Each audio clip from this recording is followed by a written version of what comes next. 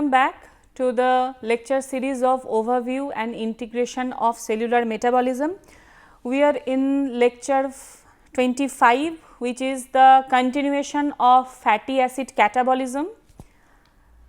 In the previous class, we have discussed the mobilization of stored fat and production of free fatty acid and different steps of beta oxidation, how activation and transport occurs, and finally, the 4 important steps or cyclical steps of beta oxidation to produce the product which is acetyl coenzyme A. Now, we have already told that fatty acid oxidation is important because it produces energy. When there is energy deficiency in our body, there is breaking down of fat and provision of energy via beta oxidation. Now, let us see where these energies are formed, where these ATPs are formed. So, when we discussed about palmitic acid beta oxidation, remember from the previous class we told that there are 7 cycles of beta oxidation and the products are 8 acetyl coenzyme A. Now, remember beta oxidation of fatty acid occurs inside mitochondria. Inside mitochondria there is, from beta oxidation, there is production of FADH2, NADH and also acetyl coenzyme A. All these 3 are important for ATP production. How? Remember, acetyl coenzyme A enters TCA cycle which is located in mitochondria. So, beta oxidation occurs in mitochondria, the product acetyl coenzyme A directly can enter a cycle, TCA cycle, which is in mitochondria. Similarly, inside mitochondria only there is electron transport chain. So, FADH2 and NADH, they also are formed inside mitochondria and can enter mitochondrial electron transport chain. So, this is when beta oxidation occurs, fatty acid can completely oxidize via formation of acetyl coenzyme A, NADH, FADH2, they enter either TCA cycle and via TCA cycle they enter electron transport chain. So, there is complete oxidation of fatty acid during beta oxidation. So, in each cycle of beta oxidation of palmitic acid, there is 1 molecule of FADH2 form and 1 molecule of NADH form, and these are entering electron transport chain. Now, let us see, if you remember from the TCA cycle, this is a time to revise that how acetyl coenzyme A is giving rise to, each acetyl coenzyme is giving rise to 10 ATPs we have discussed in TCA cycle. Now, here we are getting 8 acetyl coenzyme A which is finally producing 80 ATPs. Similarly, 7 FADH2, they are forming 10.5 ATPs. 7 NADH, per molecule of NADH forms 2.5 equivalent ATP.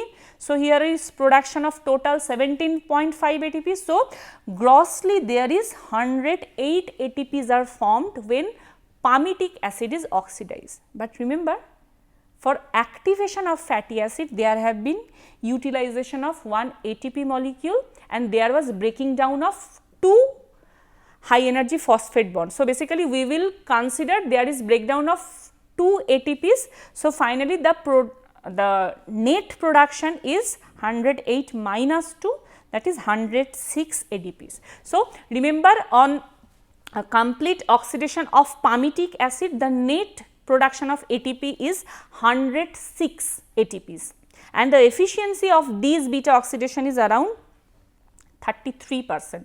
So, this is the energetics of beta oxidation. Remember, this is one very high energy forming pathway, beta oxidation, around 106 ATPs from one fatty acid, complete oxidation of one palmitic acid is produced.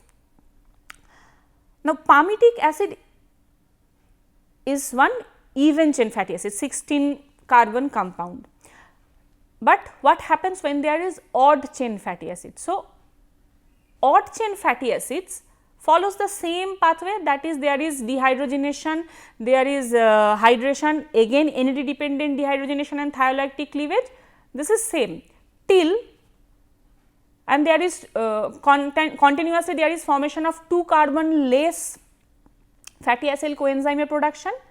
Now, when that 2 carbon less fatty acyl coenzyme is a 5 carbon fatty acid. So, 5 cannot be divided in 2 plus 2. So, there will be 2 plus 3, 2 plus 3. So, that 2 is acetyl coenzyme. What is that 3 carbon compound?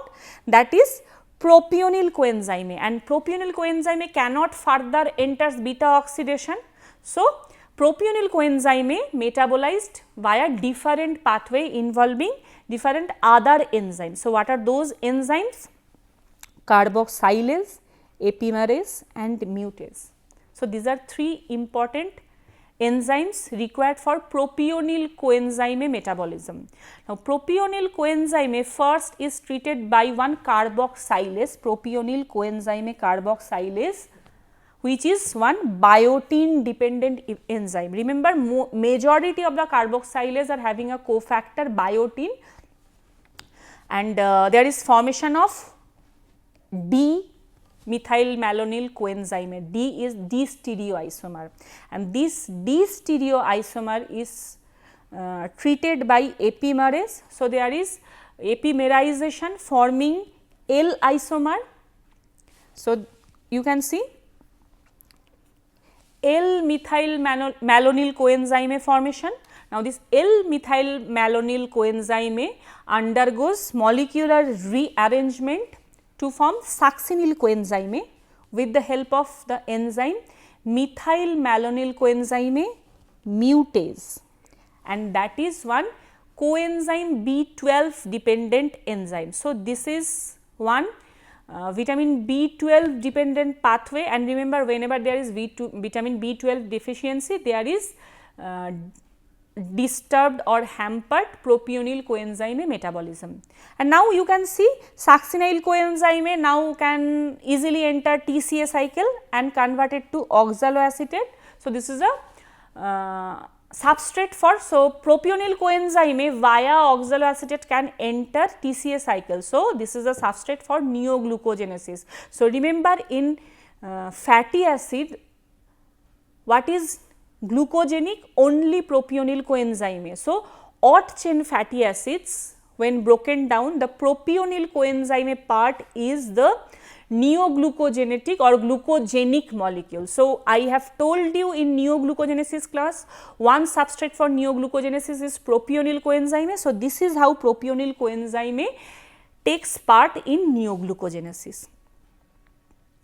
Now, what we have discussed, that is palmitic acid or others are saturated fatty acid, but most of the fatty acid which are generated from triacylglycerol or phospholipids, they are unsaturated, having double bonds, and those double bonds are in cis configuration. And remember, in case of beta oxidation, what we have discussed, that hydratase is specific for trans double bond, So, cis double bond present in the naturally occurring unsaturated fatty acids, they cannot be treated upon by hydratase. So, what we need is 2 different auxiliary enzymes in case of unsaturated fatty acid, one is isomerase, another is reductase. So, these are the 2 important enzymes. Remember, that is one important point for MCQs. What are the 2 different enzymes which required for unsaturated fatty acid beta oxidation? That is isomerase and reductase. Now, when these enzymes are required, so let us discuss with respect to oleate or oleic acid, that is one 18 carbon based mono unsaturated fatty acid. So, there is one single double bond, I mean one double bond, and that double bond is in cis configuration present between C9 and this is our C10. Now, for the first 3 cycle, here you can see beta oxidation can occur. So, there are 3 cycles of beta oxidation after activation of oleic acid, oleal coenzyme formed, and 3 cycles of beta oxidation occur till there is formation of this product, that is cis delta 3 dodecanoyl coenzyme. What is the problem here? Here is the cis double bond which needs to be converted to trans one. How? With the help of the enzyme isomerase. So, that is delta 3 delta 2 enoyl coenzyme isomerase. What it does? This enzyme is important because it converts the cis double bond to trans double bond. Now, once there is formation of trans delta 2 dodecyanyl coenzyme, it can be treated by the hydratase and follow further beta oxidation steps. So, this product dodecyanyl coenzyme can undergoes 5 cycles of beta oxidation producing 6 acetyl coenzyme. So, this is the beta oxidation of oleail coenzyme where there is one cis double bond which is treated by isomerase to form trans double bond, others are just same like beta oxidation of fatty acid, I mean saturated fatty acid. Now, this is about mono unsaturated fatty acid. What happens to the polyunsaturated fatty acid? So, there we need another auxiliary enzyme apart from isomerase, that is reductase. Now, again one such polyunsaturated fatty acid is linoleic acid. Linoleic is the 18 carbon long fatty acid where there are 2 double bonds, one between 9-10, another between carbon 12 and 3. So, there is delta 9 delta 12 configuration in linoleic. So, there are 2 double bond, both of them are in cis configuration. Again linoleic acid undergoes 3 cycles of beta oxidation releasing 3 acetyl coenzyme. Now, what is formed is this molecule.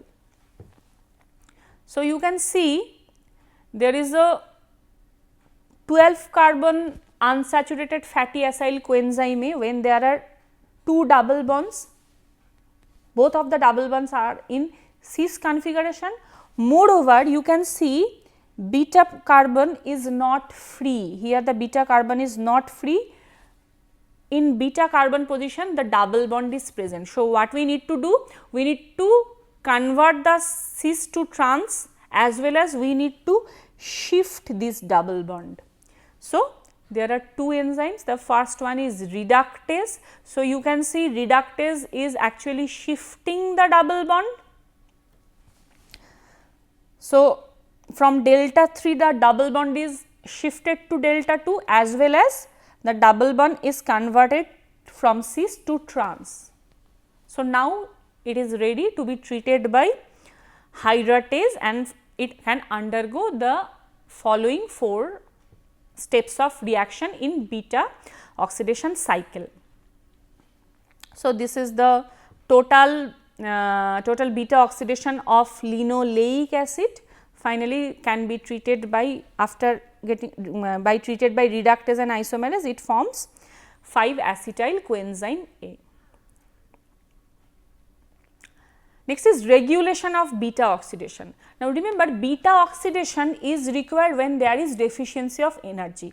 Now, when there is mobilization of fat or entry of fat in cytosol, that long chain fatty acid or fatty acyl coenzyme, they can either undergo beta oxidation for breaking down or can undergo biosynthetic steps forming different membrane lipids, triacylglycerol phospholipids like that. So, either it can undergo catabolic pathway or it can undergo anabolic pathway. Now, that is a decisive factor. So, provision of long chain fatty acyl coenzyme in cytosol or in mitochondria is the rate limiting step. So, what is important is the carnitine shuttle or the first reaction of carnitine shuttle, that is carnitine acyl transferase 1 enzyme. So, once the fatty acyl coenzyme from cytosol enters mitochondria, it is dedicated or committed for beta oxidation or oxidation of fatty acid. So, this carnitine shuttle is the decisive step for beta oxidation, whether beta oxidation will occur or not. Now, how these regulatory signals are transmitted? Definitely via different hormones, hormones like insulin, glucagon, epinephrine, like that. Now, remember all the enzymes, as we have already discussed for multiple times, that all the enzymes are regulated, all the metabolic pathways are regulated either by short term regulation where enzymes either deactivated or activated, or long term regulation where enzyme synthesis is controlled. So, there is either more synthesis of enzymes or reduced synthesis of enzymes. So, that is long term regulation is related to the numbers of enzyme. Now, in case of short term regulation, what happens in case of beta oxidation? Or beta oxidation is basically important with relation to the levels of, I mean the provision of energy in body. So, when there is adequate energy supply, fatty acid breakdown is not needed. It is needed when there is deficiency of energy. So, deficiency of energy is indicated by low blood glucose level, and that low blood glucose level is sensed by glucagon hormone. Now, this is one very important enzyme ACC, which stands for acetyl coenzyme carboxylase, and that acetyl coenzyme carboxylase is required or important regulatory enzyme for fatty acid synthesis, which we will discuss in the next classes. Now, when there is activation of acetyl coenzyme carboxylase, it means there is adequate energy. So, fatty acid synthesis can be done. Because why fatty acid synthesis can be done? Remember, when there is adequate flow of glucose in cell, that glucose enters glycolysis, forms acetyl coenzyme, there is adequate provision of acetyl coenzyme, and that acetyl coenzyme can enter fatty acid synthesis. So, that is a storage form. Now, when acetyl coenzyme carboxylase is activated, it means that is a phosphorylated state. So, glucagon once again through cyclic AMP dependent activation of protein kinase A, there is phosphorylation of ACC or acetyl coenzyme carboxylase. So, once there is activation of acetyl coenzyme carboxylase, acetyl coenzyme is converted to malonyl coenzyme. Malonyl coenzyme is one regulatory biomolecule for beta oxidation. Now, when there is excess production of malonyl coenzyme, it inhibits the carnitine shuttle, carnitine acyl transferase 1. So, basically there is adequate energy, adequate acetyl coenzyme. So, acetyl coenzyme is forming fatty acid in the storage form. So, no more breakdown is needed, and how it is signaled? Via the intermediate of fatty acid synthesis, that is malonyl coenzyme, and malonyl coenzyme is inhibiting what of beta oxidation? Carnitine acyl transferase 1, one important question. Next, apart from that, there are two other signals, that is NADH NAD ratio. Now, remember, whenever there is excess amount of NADH produced in glycolysis and TCA cycle, it indicates there is adequate amount of energy. So, high NADH or high NADH NAD ratio is a signal that no more beta oxidation is required. Similarly,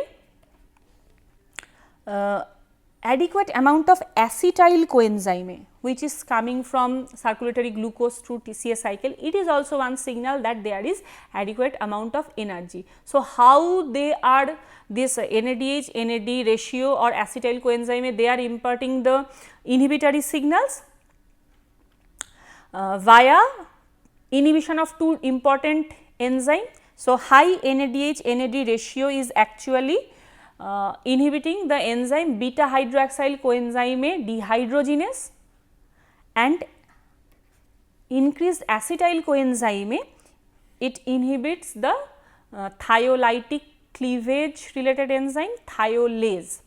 Now, apart from that, glucagon mediated phosphorylation, there is also AMPK dependent phosphorylation. Now, AMPK is the kinase enzyme AMP dependent kinase enzyme, it is activated by AMP.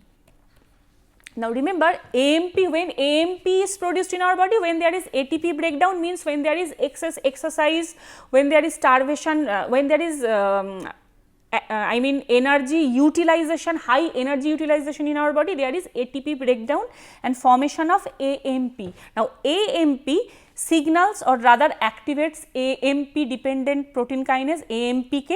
AMPK causes phosphorylation of acetyl coenzyme carboxylase,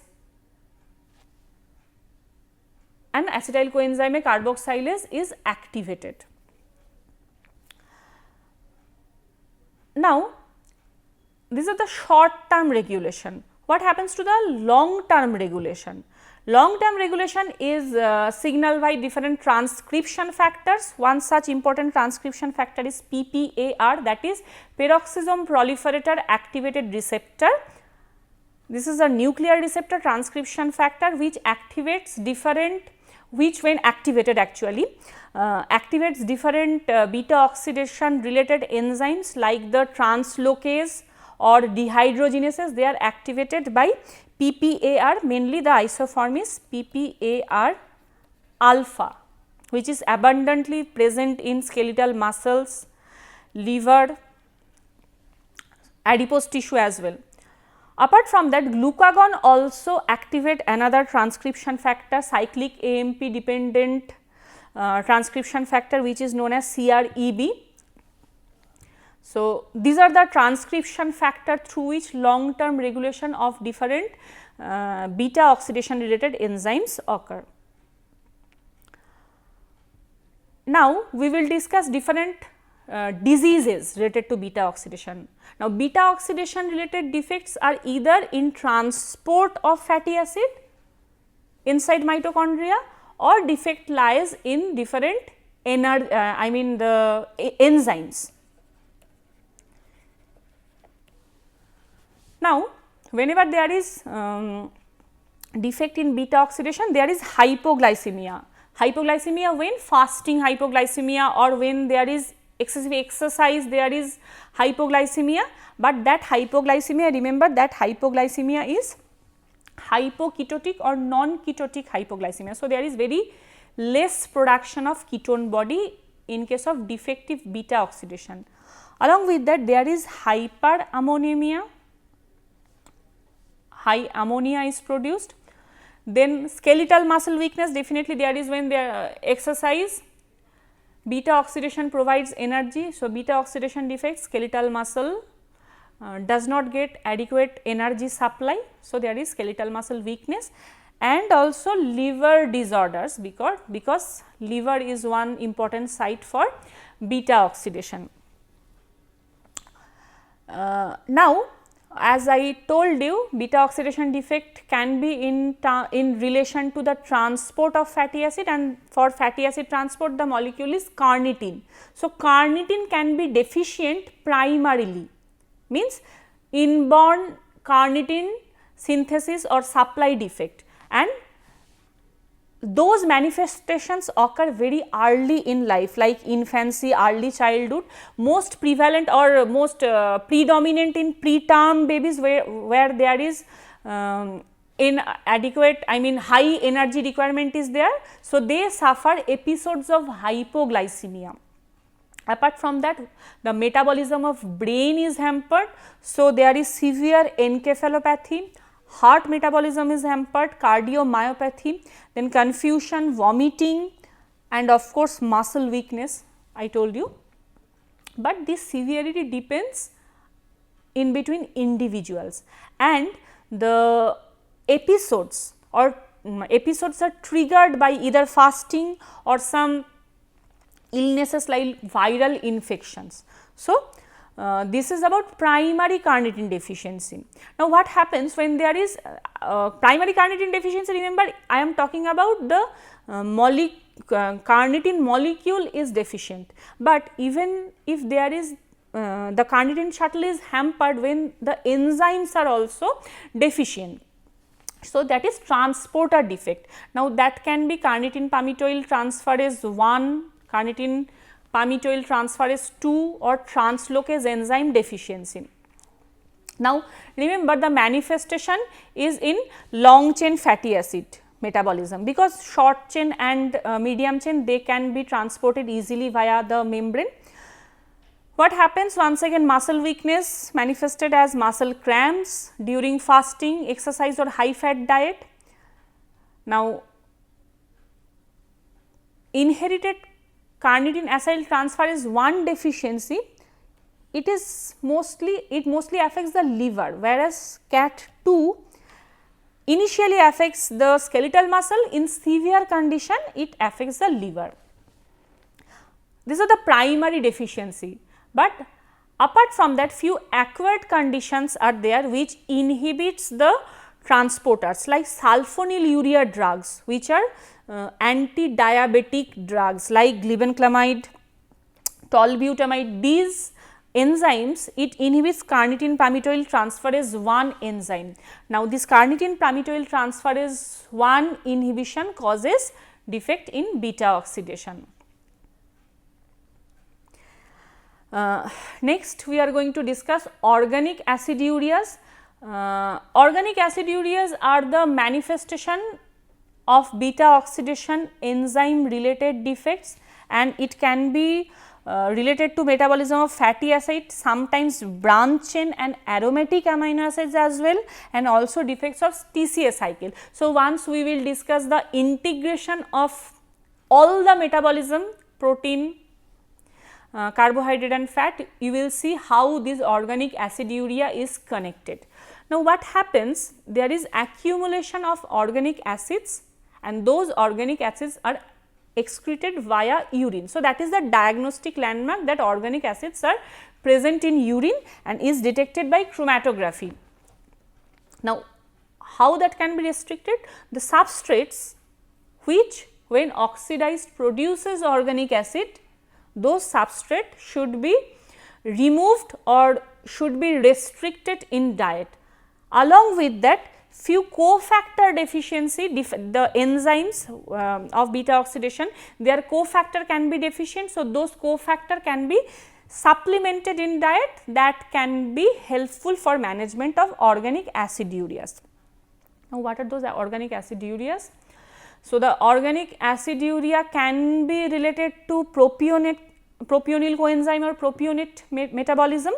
Now, the first enzyme, if you remember, in case of metabolism of propionyl coenzyme was propionyl coenzyme carboxylase, and that primary condition is autosomal recessive. So, propionyl coenzyme carboxylase deficiency is one autosomal recessive condition, and mostly the breakdown or metabolism of amino acids, valine, methionine, isoleucine and threonine, they are hampered. When you will attend the classes of amino acid metabolism, you will see how these amino acids are forming propionyl coenzyme. Now, because this enzyme is deficient, what will happen? The methyl malonyl coenzyme will not be formed. So, what will be accumulated? Propionyl coenzyme will be accumulated, and that will follow one other pathway, and it will form propionic acid, which will cause propionic acidemia, ketoacidosis, as well as it will be manifested as developmental anomalies.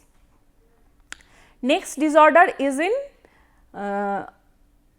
conversion of methyl malonyl coenzyme to succinyl coenzyme, and because there is defect in this conversion, what will be accumulated? Methyl malonyl coenzyme will be accumulated and it will be excreted via urine in the form of methyl malonic aciduria. Now, where is the deficiency? The deficiency is in the function of mutase. Now, there can be a primary mutase deficiency or can be the cofactor deficiency, that is coenzyme B12. So, manifestation can be due to B12 deficiency or can be due to primary deficiency of the enzyme. Now, when the when the manifestation can be reversed by dietary supplementation of B12, it means there is B12 deficiency. But if the dietary supplement of B12 is not reversing the manifestation, it means there is primary deficiency. So, what will happen? There will be accumulation of methyl malonic acid, and finally, it is causing mental retardation. The brain development will be hampered. So, these are the lists of organic aciduria, methyl malonic aciduria, propionic acidemia we already have discussed. Apart from that, acyl coenzyme dehydrogenases we have discussed. There are different types of acyl coenzyme dehydrogenases based on the chain length of fatty acid. There is short chain acyl coenzyme dehydrogenase, based on that the deficiency will be manifested. Similarly, medium chain acyl coenzyme dehydrogenase deficiency, MCAD deficiency, or LCAD deficiency, that is long chain acyl coenzyme dehydrogenase deficiency. Now, remember the commonest one is MCAD deficiency. This is the commonest beta oxidation defect. So, this is one very important MCQ. The commonest beta oxidation defect is MCAD deficiency, which is manifested as hypoglycemia. Remember, that is non-ketotic or hypoketotic hypoglycemia, fatty liver, acidosis, hyperammonemia. These are the manifestations in case of organic aciduria. So, these are the list of organic acidurias related to beta oxidation defect. Now, apart from that, there is another disease, Jamaican vomiting sickness, which is very interesting with respect to beta oxidation defect. Now, this disease is also known as toxic hypoglycemic syndrome. What happens is the manifestation is due to ingestion of unripe acky fruit. Now, unripe acky fruit, it contains one toxin known as hypoglycin, hypoglycin A and hypoglycin B, both are toxic, and these hypoglycins, they inhibit medium and short chain acyl coenzyme dehydrogenases. So, definitely there is beta oxidation defect. Now, how this manifestation occurs? After ingestion of acky fruit, within 2 to 6 hours, there is abdominal discomforts, which is followed by vomiting, a sudden onset vomiting, and that if it continues in or it proceeds to severe condition, it is manifested as profound dehydration. Finally, there is convulsion, coma, even death may occur. So, these are the defects of beta oxidation and the related diseases. So, what we have discussed is the bioenergetics of palmitic acid. On complete oxidation, there is 106 ATPs which are produced. The end product for even chain fatty acid is all acetyl coenzyme, but in case of odd chain fatty acid, the end product is all acetyl coenzyme and one propionyl coenzyme. Then oxidation of unsaturated fatty acid we have discussed, where two additional important enzymes are required. One is isomerase, another is reductase, and finally, we have discussed different metabolic disorders related to beta oxidation defects. So, these are all about oxidation of fatty acids. Different types of oxidation of fatty acids will be discussed in the next class apart from beta oxidation. These are my references. Thank you all. See you in the next class.